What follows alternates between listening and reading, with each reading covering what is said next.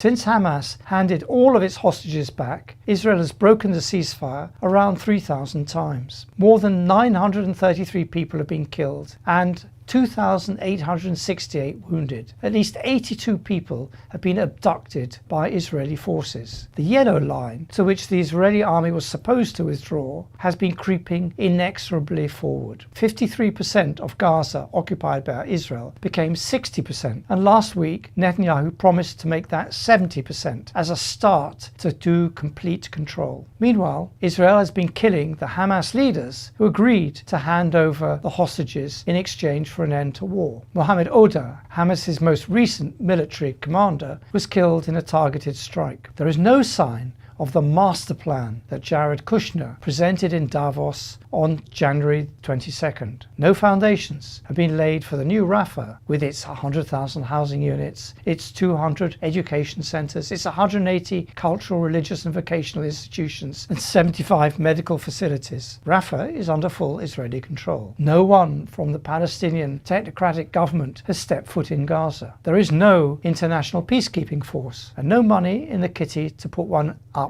other than to pay the salaries of people like Tony Blair. The Board of Peace's coffers are empty. As every Palestinian knows, Netanyahu and his defense minister Israel Katz are not planning an Abu Dhabi on the shores of the Mediterranean. They're actively planning chaos, civil war, militias fighting each other. For these are the surest ways of pushing significant numbers of Palestinians into the sea. Katz said Israel would ensure the mass ethnic cleansing of the enclave, or what he calls voluntary migration, at the right time and in the right manner. There are 1 million Palestinians who do not even have the rubble of their own homes to go back to, and over 1 million Lebanese in the south whose homes are being flattened by bulldozers. The Nakba, or catastrophe, that Israel and Trump's circle are busy organising would be almost 3 times the size of the one in 1948 when the State of Israel was born. But it is Hamas's and Hezbollah's and Iran's refusal to disarm that stops Israel from fulfilling its plans for mass ethnic cleansing. They are the only impediment to a mass exodus of refugees that would flood Saudi Arabia, Jordan and ultimately Europe itself.